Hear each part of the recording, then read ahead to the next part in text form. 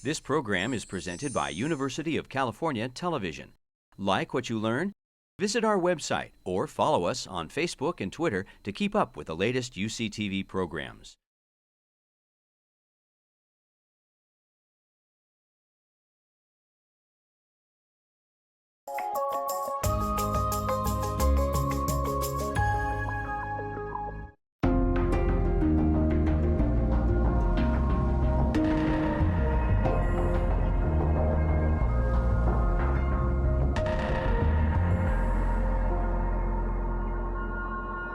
Let me introduce our speaker, who's Dr. Bergen Nelson, is an assistant clinical professor in the Division of General Pediatrics here at the David Geffen School of Medicine and the Mattel Children's Hospital, UCLA. She went to Harvard for her MD, did her pediatric internship and residency training at UCSF, received a master's in health services from the UCLA School of Public Health, following which she did a fellowship in the Robert Wood Johnson Foundation Clinical Scholars Program here before joining the UCLA faculty in 2011. Dr. Nelson's research interests include early childhood development and the connections between education and health, and improving systems of care for vulnerable families. She has worked with public school districts in Los Angeles and San Francisco, as well as the federally funded Head Start preschool program on transformational initiatives that augment the role of early education programs and systems in promoting early identification and response to developmental concerns. She has been supported by various organizations such as the LA Trust for Children's Health and the Johnson & Johnson Foundation. She has received honors, including the John Fricker Teaching Award, and has published or co-authored at least 5 peer-reviewed articles and has made some presentations. So the title of her talk today is Early Childhood Developmental Screening in the Clinic and the Community, Developing Tiered Approaches. Dr. Bergen Nelson.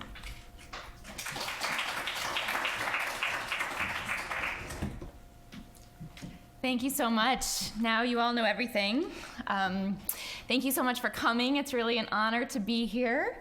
So as Sharon said, my talk is about developmental screening in the clinic and the community, and thinking about how to move from an all or nothing kind of system to a tiered approach.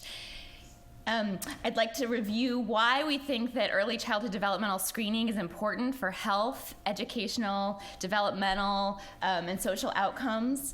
To introduce this concept of tiered approaches, which is not something that I made up, but it's something that I'm thinking about doing in the future and excited about.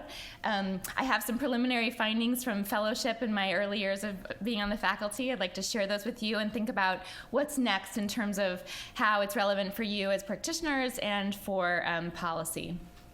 So let's start with a case, keep it clinically relevant. This is somebody that I see almost every time we're in clinic. David is a 2-year-old boy who's coming in for well child care. He is generally healthy. He would be considered a very healthy boy. He was born at full term, never been hospitalized or had surgery. He's not taking any medications. He's received all of his recommended vaccines. All is okay, right? But his mother tells you that she is very concerned about his language development and his behavior. She says that he seems to understand everything, but he only has about 10 words. He's not combining any words. He's in daycare, and while he's friendly and makes eye contact and is able to get along, he seems frustrated, and that very little of his speech is intelligible. He seems frustrated, and he's been hitting and biting his teachers and peers, so showing a little bit of aggressive behavior. So this is your evaluation. Your physical exam is normal. You do hearing and vision in a 2-year-old, which is remarkable, and those are normal. Your other screenings are typical and within normal limits. And you're a very conscientious general pediatrician. You do the ages and stages questionnaire and the modified checklist for autism in toddlers. So you do a general developmental screen and an autism-specific screen. You find that he has low risk for autism. But the Ages and Stages questionnaire shows some concerns. He is below the cutoff in communication and seems to be borderline in personal social, but looks okay in problem solving, fine, and gross motor. So these are the domains of the developmental screen. So this is what it looks like, the score sheet for the Ages and Stages questionnaire. So you can see that he's in the black, and the black areas represent 2 standard deviations below the mean for age, for that age norms. And he looks okay in the motor areas, borderline in personal social, as we saw with some of those behaviors. So it's all kind of coming together as a story. And you review those screening results. You take some time to talk about it with his mother, and you say that you share her concerns about his development and behavior. You acknowledge that those are important concerns. You make a recommendation to a referral to the regional center so that he can have a full evaluation, a full developmental evaluation. You also encourage her to do things at home to encourage his language development. You give them a book, you're part of the Reach Out and Read program, you model shared reading and language enrichment at home, and then you schedule a follow-up visit. So this is a 2-year-old, instead of waiting for a whole nother year for the 3-year-old visit, you say, let's come back in 3 months and see how things are going. But when he does come back, you learn that he's not eligible for early intervention services at Regional Center. And they say that's because he is delayed, but he's only delayed in one domain. That his motor skills seem fine, his general health seems fine, he doesn't seem to have any syndromes, he doesn't seem to have autism, and his language seems to be delayed, but not at the point where it's at 50% delayed. He's 2 years old, and he has a developmental level higher than a 1-year-old, and so he's not eligible for services. So what do you do? This is the kind of clinical conundrum that I think a lot of us face, and this is what drives me to think about how we can do better for these kids and families. This is my 2.5-year-old boy, Harper, and I think we're all in this because we want to do the best we can for our kids. We want to see them grow up, be happy, healthy, live independently, but we know that developmental potential looks different for every child. So I don't want you to take away from this talk that I'm trying to put all kids into a bucket, because I know that every child is a multifaceted jewel, but we're all trying to do the best we can, and we all need different levels of support. So trying to figure out what those supports should be. So there's a big literature about the impact of education on health. And Rebecca and I talk about this every day, different parts of the life course. But we really know that education and health are related in kind of a bidirectional way. We know that increased amounts of education, so attainment, graduating from high school, attending college, is a marker for improved health outcomes. And we also know that children who are healthier can attend school and attain that education, so it goes in both directions. We also know that early childhood development, healthy development and reaching developmental milestones, increases your chances of being successful in school. We also know that early childhood development in its own right has an independent relationship to health. And so this is sort of the very simple conceptual model we're building off of. And again, this is based on decades of research. So I don't want to simplify that, but I can't go into all of it. We also know that adverse experiences in childhood have negative impacts in lifelong health, and that's the famous ACEs study. So in addition to positive childhood development, we know the converse is also true, that having bad experiences impacts your health negatively. So then we take the next question. Does developmental screening, we know that developmental screening in early childhood enhances early detection of developmental problems and behavioral problems. We know that getting detected early predicts getting into early interventions. And we also know that early interventions, a range of early interventions, there's a strong evidence that there are improved developmental, social, educational, and health outcomes. So this is really based on, again, decades of brain research talking about neuroplasticity. And this James Heckman, the Nobel Prize-winning economist, talked about this in terms of return on investment over the life course. And we know that the programs that are targeted toward earliest years, really from birth to 3, have the highest return on investment, because we know about that brain plasticity. It doesn't mean that it's too late later in the life course. We should, continue to do what we can, but we know that the return on investment is sort of diminishing as we get later. So the goal is to really do that early identification and early intervention to have that return. We also know that there are socioeconomic gaps in terms of development, probably based on the home language environment. And again, all parents do the best we can for our kids, but we know that this is now the pretty classic study by Hart and Risley, looking very in depth at a small sample of children in different socioeconomic statuses and thinking about their language input. So they recorded children's and parents' language, home language environment, and found that at about 18 months, there seems to be this real divergence based on socioeconomic status, where children in higher socioeconomic status, families have much higher vocabularies, and it's not just the content and the quantity of those inputs, but it's also the quality, thinking about positive and negative emotional valence and the richness of language that they're hearing. And we know that once children enter school, that vocabulary trajectory, this is a slide with each child, this is from Catherine Snow, each child is a line, so she has a sample of 53 children. Each child improves in terms of their own trajectory, but there are very few crosses of these lines. They don't intersect very much, and so what the sort of relative order that they are at the beginning of kindergarten predicts where they're going to end up in the relative order at 6th grade. That they improve, but they don't change in terms of their rank. And so children who have low vocabularies at the beginning of school tend to have lower vocabularies by the end of elementary school as well. So it's hard to catch up. And so how this happens longitudinally is my research interest. And this is a birth cohort study from the United Kingdom. This was published by Leon Feinstein in 2003.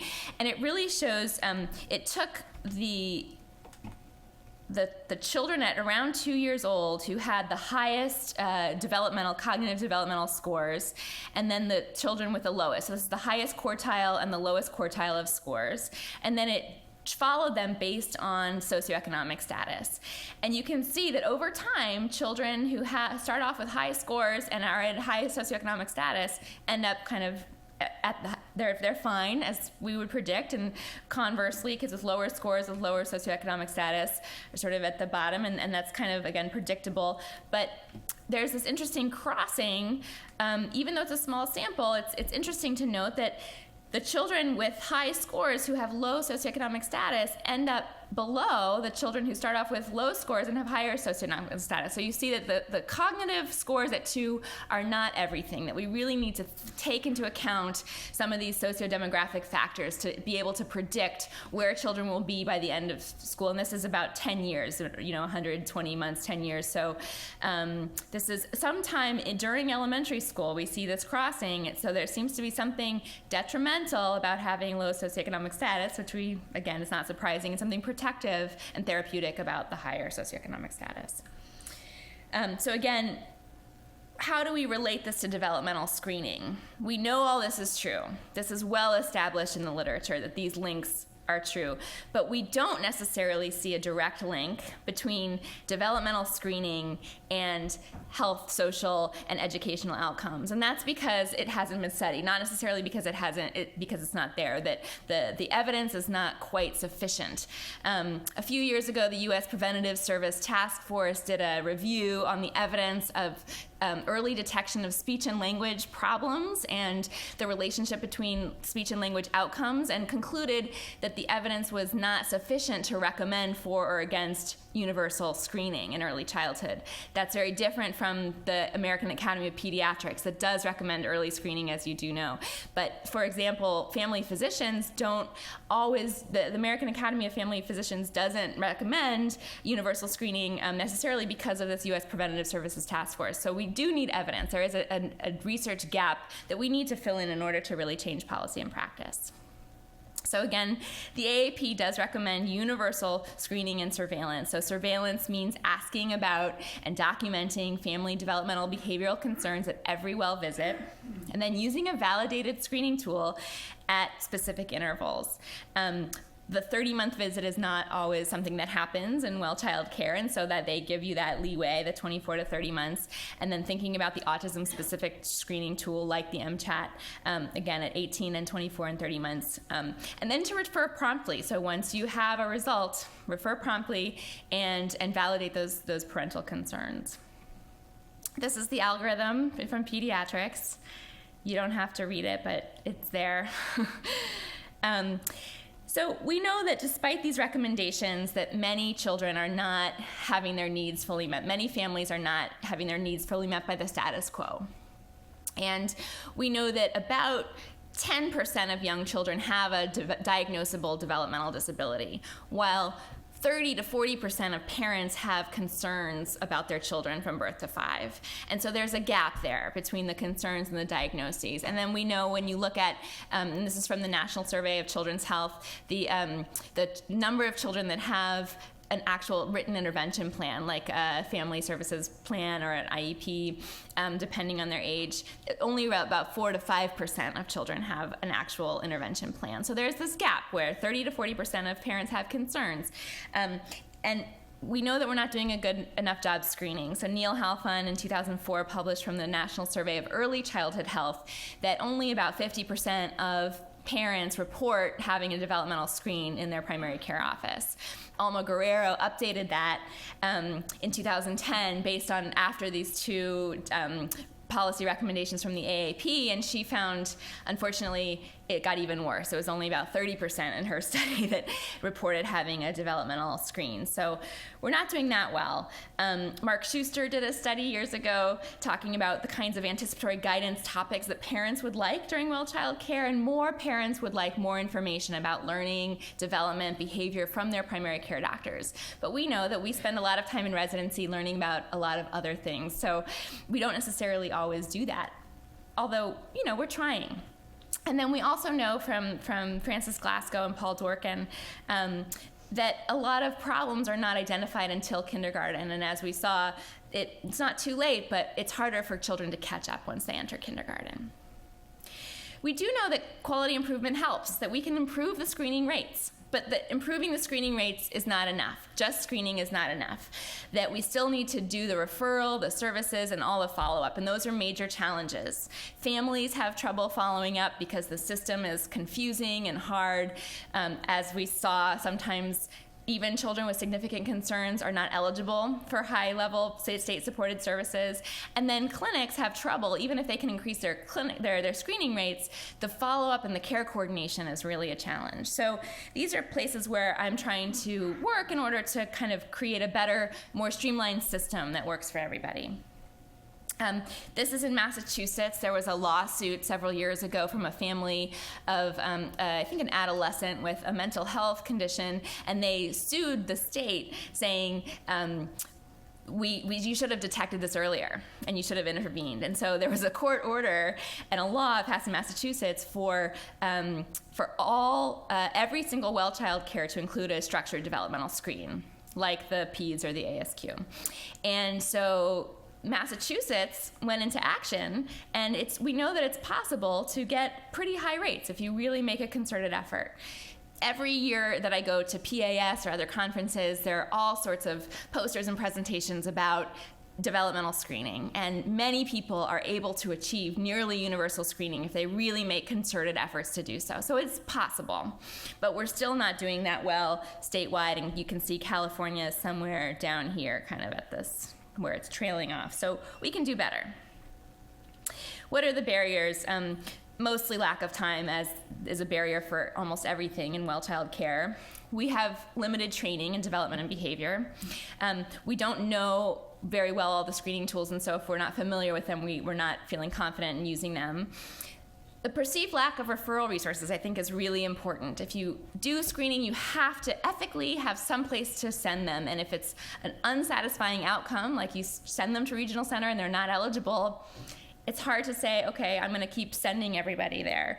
And then it's challenging to follow up. I mean, the case we presented was a case where things basically went as they should. They made it to regional center, they got their evaluation, they came back for follow-up, but there's drop-offs and people fall through the cracks at every one of those steps. And so, again, lots of room for improvement. This is my other child, my 6-month-old. He's showing some developmental milestones here, sitting and transferring. So thinking about this tiered model and what it looks like in the general population, again, this is based on national survey estimates, but probably 5 to 10% of children from birth to 5 have some kind of diagnosable developmental disability that makes them eligible for Individuals with Disabilities Education Act. That's the policy that mandates intervention for these children with disabilities. Part B is the special education system. Part C is the early intervention system from birth to 3. So here that's our regional center. But there's a bigger population of kids here that's what I'm calling tier 2 kids that have big risk factors and significant concerns, and they may have delays, but they're below the threshold for formal intervention services. And that's the group I'm really interested in. What do we do about those? How do we define them? How do we identify them? And then what are effective interventions? What are long-term outcomes if everything can go right? And there'd probably be about 60% of children who are doing okay, but still need very good quality services and well child care with screening and prevention, surveillance, and parental support. So in this model, everybody needs something at just kind of different levels of intensity. This is a slide from Neil Halfon, and he's graciously given me permission to use it. But really thinking about this population as a curve of functioning, you can think about how there is this kind of discrepancy or disparities in terms of income. So, and probably other factors in addition to income, parental education, other sociodemographic variables. But you can see that the level of functioning on average may be higher and higher socioeconomic children from socioeconomic families and lower in children from low-income families. And then this is the cutoff for disabled, so you can see that the proportion of children from high-income families who are disabled is a little bit smaller than from lower-income families. And then vulnerable children, so this is sort of the tier 2 children. Again, you have almost 50% of children from low-income families may fall into this vulnerable category, whereas a relatively smaller percentage. But really, it doesn't matter that the income or the level of disability. Every child in every socioeconomic group has the potential to be somewhere on this function curve. And there are interventions that are often targeted toward the children with disabilities or the children who are vulnerable or toward children with sociodemographic risks. And the idea is that if we can actually shift some of those targeted interventions toward the less severely affected children, that maybe we can actually do a universal curve shift where everybody's function improves. And that's the goal, to really do better for everybody. So I've been working in community partnerships, and that's been one of the great joys about being here in Los Angeles with a really broad community of wonderful people. And the Robert Wood Johnson Clinical Scholars Program really encouraged us to do community partnered research. And I've found that a lot of community partners, such as early care and education, child care, Head Start, school districts, were doing developmental screening. And so my work has been in a sort of process evaluations of those systems where there's community-based developmental screening. And there are some strengths to doing developmental screening outside of a clinical setting because they have personnel that don't make as high salaries, for better or worse. Head Start teachers may have more time. They can go to a home visit and spend an hour or two with a family rather than a 15-minute well child visit. And they have connections in terms of community resources. But I think that we still have a place in pediatrics to be doing this because we are the system that is almost universally seen in early childhood, that almost all children in the first 3 years come into a pediatric office at some point. And so we're nearly universal. We have long-term relationships with families and children, and we're able to handle medical complexity when it arises. And that certainly is true for some children that need us. And so having some collaboration between these two systems is probably our best bet at getting to truly universal and streamlined systems. But of course, it's hard to coordinate across these different sectors. So in terms of tiered approaches, again, I did not make it up. This is these are models, and some people have joked that everybody has their pyramid. Every organization, every field. In special education, in kindergarten through 12th grade, it's been called response to intervention, where instead of making immediate referrals to special education, they'll do a trial of intervention first, and that's kind of the tier 2. In early childhood, that's called recognition and response.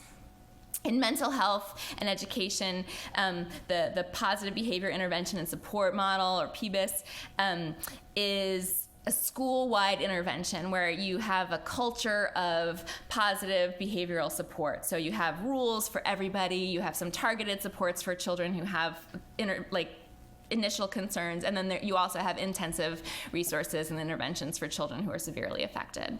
In early childhood and mental health, there's a model from Vanderbilt called the Center for Social and Emotional Foundations of Early Learning, or CEFL. And it's interesting because people have different opinions of these different models.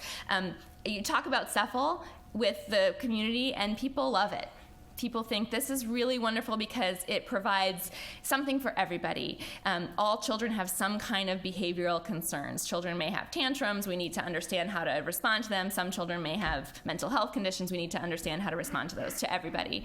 You talk about response to intervention, and it's very controversial. People don't universally like this model because they feel like it might be a kind of a way of giving less services to children or keeping them out of the special education system as a way to save money. So this is a little bit controversial, and so I think it's important to be sensitive as I'm presenting tiered approaches, to think about making sure that we're not excluding people, where I'm actually talking about providing more services to more children.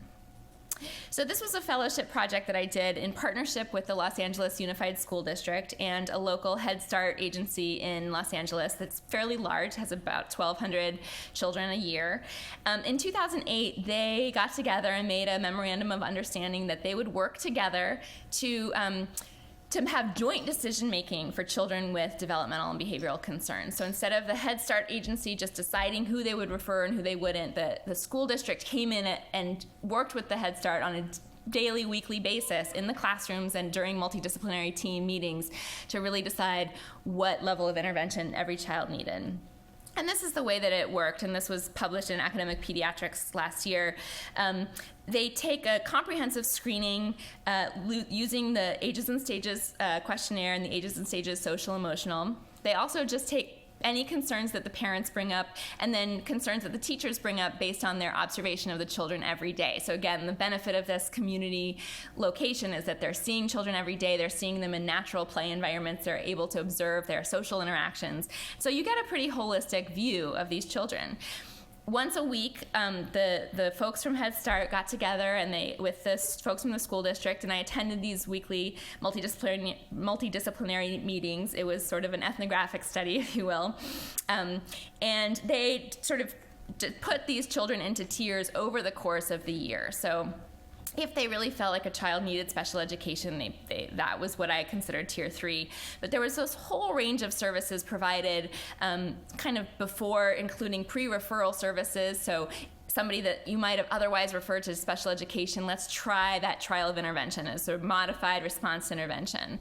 Let's try sending them to mental health for the family and the child. Let's try to provide social services and classroom support. So a range depending on their need. And then the tier 1 children were children who never had a concern over the course of the year. And this was the methods. I used a census of all the children who were enrolled in that year. I excluded anyone who had already been identified because I wanted to see the process of identification and referral. And I basically took all these data sources and merged them together to try to come up with a relational database that looked at where children end up in those tiers related to what their developmental screening showed, what their services showed. And this was the sample. A very low-income sample, as you'd expect from Head Start, predominantly Latino, predominantly non-English speaking, so English language learning was an important factor, and then a sizable proportion of single-parent families. And so you can see that the way that kind of went in terms of tier was similar to that population pyramid that I was estimating based on national estimates. So about 6% of new children were entered into special education. So there were 10% that started the year with in special education. So that's an additional 6% over the course of the year. 25% had some kind of services, and then about 69% had just the usual Head Start. You can see that in terms of the gender, there is a large male predominance in special education, and that's known in the literature that boys tend to get into special education more. But you can see that in terms of the targeted services, the proportion is similar to the general sample, that about 50% of children with the targeted services are female. And so maybe this sort of pre-referral Tier 2 area is a way to provide services to girls who are not getting into special education. There's a nice gradient in terms of the screening. There were some children who actually had positives on the ages and stages, but ended up in Tier 1 thinking that those were false positive screens. And some of those were things like fine motor, my child doesn't use scissors yet, and they just said, well, we haven't had a chance to practice with scissors, and let's just give them some time. We don't need to make a referral for that. So they really had the benefit of that holistic view. But 65% of children in Tier 3 had a failed screen, and that really is associated with the communication and the personal, social, and the problem-solving domains of the ages and stages. And then in terms of non-English dominant, there is a statistically significant relationship. These are bivariate statistics, and this group of non-English dominant, in terms of the difference between Tier 1 and Tier 2, that is a significantly higher proportion. And so it may also be a way of providing services to children who are learning English and just need some time in order to improve their language skills in English. So they don't need special ed, they need support, language support. So we did logistic regressions about looking at these tiers as outcomes, and found that the screening results were significantly associated with higher odds of being in both Tier 2 and Tier 3, not surprisingly, but that there were no significant associations with the other sociodemographic variables, except looking at that gender relationship with Tier 2. So female students, again, have higher odds of being in Tier 2 than Tier 3, and English language learners have higher odds of being in Tier 2 than Tier 1. So it was that study, and then we thought, we're doing this in Head Start. It was a pilot in 2008. How can we expand this to the broader community? Children in Head Start already have rich services. They get this universal screening. They get all these multidisciplinary people. How can we think about children in a broader community setting? So the school district set up these Saturday screening clinics where they opened it to anybody that wanted to bring their child in and could be referred from anywhere. And they were for children from 2 to 5, so preschool age children, and even so children, they didn't have to be enrolled in school. They didn't even have to be 3 years old. And they set up these clinics, quote unquote clinics, in early care and education settings. So these were preschool classrooms where children could come, and they would come in groups and play and interact. And it seemed to be an accessible and family-friendly, a little bit less clinical way to assess their development, their behavior. They had the opportunity to observe social interactions and group interactions. And the real focus was on what can we do, rather than is this child eligible for special education, which was a huge paradigm shift, actually. So these, in this litigious environment, the special education assessment teams are really trying to make eligibility determinations. But this was a shift where they said, okay, we're not thinking about that necessarily. We're thinking about what does this child need in terms of intervention. And they did follow-up and case management, provided a lot of parent education, and the idea was maybe we could reduce unnecessary assessments. So it was a similar tiered approach as the Head Start study, but again, it was open to the whole community. Any referral with any concern, the school district did the screening, the ages and stages questionnaire, and they triage them based on their risk. And so if they were high risk on the ages and stages, or they seemed to have significant concerns, they went straight to a special education assessment. They were not trying to be a gatekeeper and keep kids out if they needed it.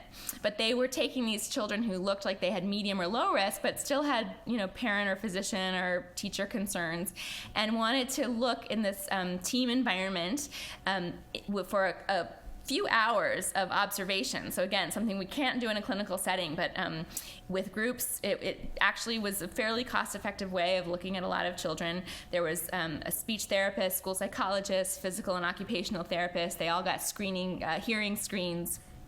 And then there was this tiered response in terms of what they did. About 50% of them did end up finally getting a special education assessment, but 50% of them did not. And they sometimes just needed reassurance. Sometimes they just needed some more time to look again. Sometimes they needed to do some pre-referral home activities or be referred to community resources. So this was the sample over the first year. This was a pilot program funded by First Five, and there were 800 children in that first year. And again, male predominance in terms of the children with concerns. Again, a Latino predominance. Not quite as strong as the Head Start sample in terms of Spanish speaking, but only half of them, less than half of them, were actually in childcare. But 90% of them had a primary care provider. So again, our system of care is one where we are an important door. Even if we're not doing what necessarily has to be done, we're not the whole picture, we're a very important linkage point. And then the kinds of concerns that came up, again, communication was the most common one, followed by the motors and the problem solving. So again, 50%, just over 50% ended up going to a full assessment. 20% were followed up on another Saturday.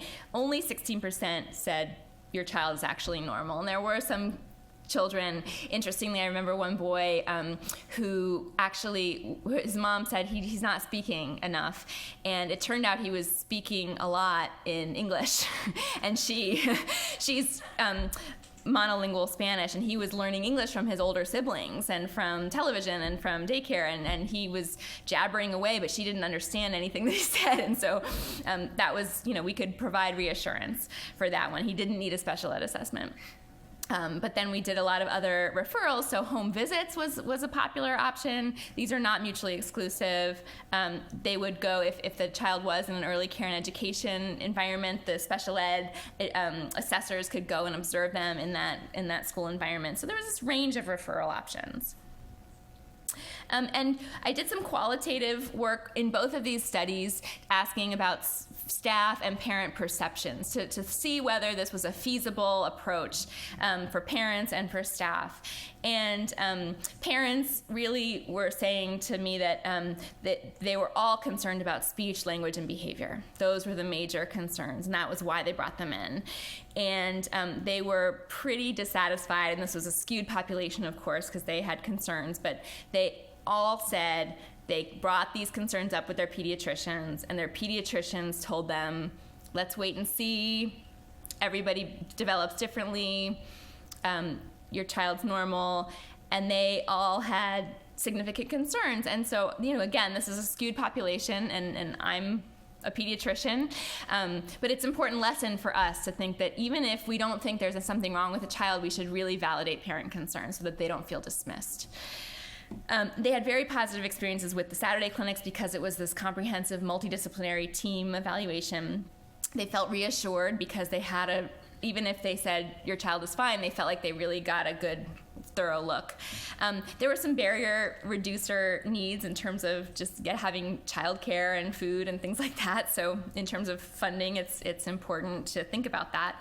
And then assistance with follow-up, even in this environment, it's always a problem. The care coordination, the case management is a challenge for everybody, for parents, for staff, for us. So something that we need to be thinking about. These were some quotations. A parent said her son was aggressive when she didn't understand his words. We brought him to the Saturday clinic. They made folders for him with pictures. Now when he wants something, he shows what he wants and she can give it to him. Also, they made a referral to preschool. So it was an opportunity for them to make that referral. And now preschool seems to be helping. And we know from the literature that high-quality preschool is a really important intervention. He's talking more, he isn't as aggressive. Another parent said it was a relief to go to the Saturday clinic because they heard from a team of professionals that her son was normal. And then parents have concerns about children's hearing or whether or not their child has autism, and it's nice to be able to just say definitively, no, your child hears fine, your child does not have autism. That's very reassuring from these professionals for parents to hear. And these providers felt like it was very useful to observe the children's social interactions, that was something that was an advantage over the one-on-one assessments. And it was less stigmatizing. So instead of saying, we're doing a special education evaluation, it was just this kind of play group where they would be observed and have time to really get to know these assessors. They really appreciated this shift away from eligibility. So it wasn't about, are we going to give this child services or not? It was really about sitting down and providing direct support in that moment, and then having the option to reassess. And again, the providers, just like the parents, just like all of us, are having trouble doing the follow-up and the referrals, the case management. So again, something we all need to work on. So these are some example provider quotations. When we were at the Saturday, I felt like the goal was really to communicate strategies for prevention. We came in armed with the strategies. We sat down on the floor, and my main focus was to connect with the parent and help them understand. It was really about parent education and not determination of eligibility. Again, in this litigious environment, when you have an IEP assessment, you have the responsibility to assess and write a report. There are all these requirements, and they felt very burdened by those requirements. You don't have the luxury of let's just see, and if we're not sure, let's have them come back. So I think the decision to assess, so when that 50% of children that they did assess, is a more comfortable decision, and it's more accurate. For some kids, there's no question, but for some kids that fall into that limbo, that tier 2, and you're not quite sure, this opportunity, this model, gives them the opportunity to not be judged as quickly. So where to go from here? I am doing health services research, and I appreciate all the support I've had here with wonderful mentors and colleagues and community partners. And I really think we need to figure out how we're going to define this group of children. It's not clear. And then once we make that definition, how do we identify this middle group of children who are at risk and may have worse outcomes than typical children, but are not eligible for these high-level intensive state-supported interventions. And then what are the interventions? There probably are interventions that exist. There probably are some interventions that need to be developed, but they haven't necessarily been tested in this way with a view toward screening and identification of tier 2 children. So thinking about long-term outcomes, how can we make that research connection from screening, identification, interventions to ultimately long-term health, developmental, and social outcomes? So the project we're starting now is a nationally representative secondary data analysis using the Early Childhood Longitudinal Survey, the ECLSB. There were approximately 10,000 children, and they followed them from birth to kindergarten entry. So they use birth certificate data, and then they do direct developmental assessments at 9 months, 2 years, preschool years, and then at kindergarten entry. It's very rich in terms of inputs. There's direct assessments. There's also very detailed parent reports, and for children who are in early care and education, teacher reports. So you get that kind of holistic picture. The outcome that I'm interested in is thinking about school readiness at kindergarten entry, and we're defining poor school readiness as low academic scores and or high problem behavior scores. So both the social, emotional, and the academic domains are important in terms of school function, and that's based on literature that we know that those are important for long-term outcomes. I'm defining tier 3, so these children who are at 2 years old, ones that you would refer to the regional center. So these are children who have significant delays in one developmental domain, or they have delays that are not quite as significant, but in multiple domains, in 2 domains. And that's based on the Part C statewide recommendations and eligibility requirements across the United States. This is based on a study done a few years ago looking at the presumed Part C eligibility. Low birth weight children also, because of the established risk category in the Part C law, would also be considered eligible, although, as we know, the sociodemographic variables, there's a huge range of outcomes. So if we look at that group of children who have data in both the 2-year-old and the kindergarten wave, and we take out children who are presumed eligible for Part C intervention services, I'm calling those children Tier 3. This is meant to be a clinically parallel, relevant model where if you're seeing a child in well child care at 2 years old and the child has these risks or delays, we would be making the referral.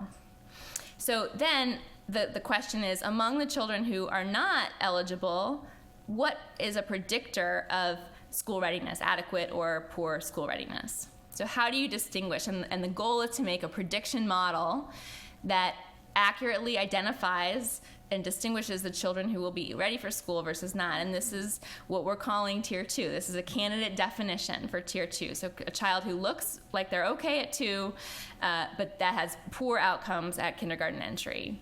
That's the child that we're interested in thinking about how to identify and provide interventions.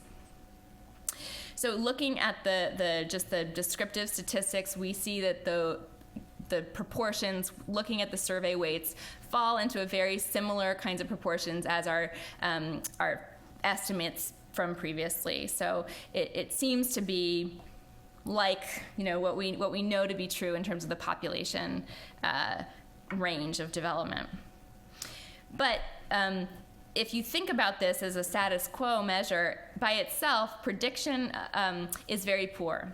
So there are children who seem to be eligible for services at 2 years who end up with just fine school readiness, and there are children who are not, who end up with poor school readiness.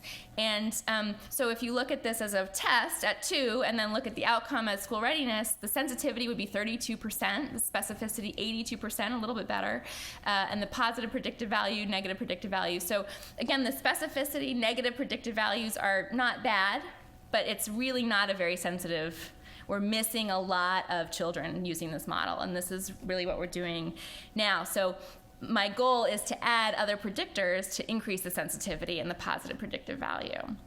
If you see a child at 2 who has these developmental risks and also has family psychosocial risks and sociodemographic predictors that are going to increase that child's likelihood of having worse outcomes, there are probably some supports we should be providing, and we should be doing that in a systematic way. So again, to recap, our current systems of care leave a lot of unmet needs and are not adequately addressing the early childhood developmental and behavioral risks across the population. A tiered approach may better account for the full range of developmental needs in the population, not just disabled or not, but thinking about all children. Increased identification will demand increased services, so we do need to be thinking about what to do, what kinds of interventions may be effective, and we really need additional research to test those interventions and follow long-term outcomes. So I think I have a few minutes for questions. Thank you so much for listening and coming.